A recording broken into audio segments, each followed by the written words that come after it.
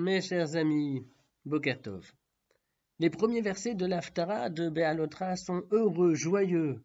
Chante et réjouis-toi, fille de Tsion, car voici, je m'apprête à venir et à habiter en toi. Veshachanti, à habiter en toi, parole de Hachem. L'établissement de la Shechina, de la présence divine parmi les hommes, qui conclura l'histoire lors de l'avènement messianique.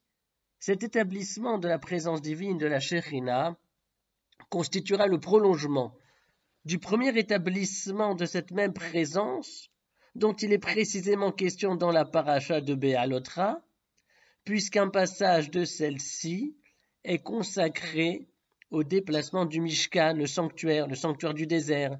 Mishkan vient de la racine shachan, habiter, résider, voisiner, racine utilisée dans le verset de la Haftara. Veshachanti, et je résiderai en toi.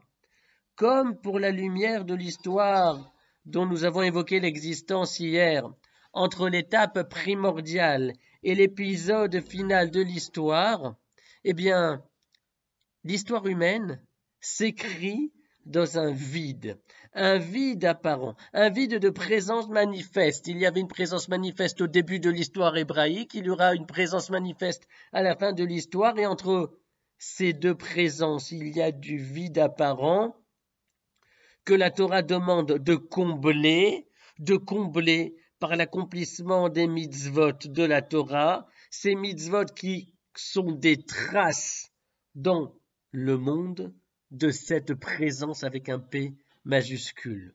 Entre une présence et une autre, c'est tout le défi de l'histoire.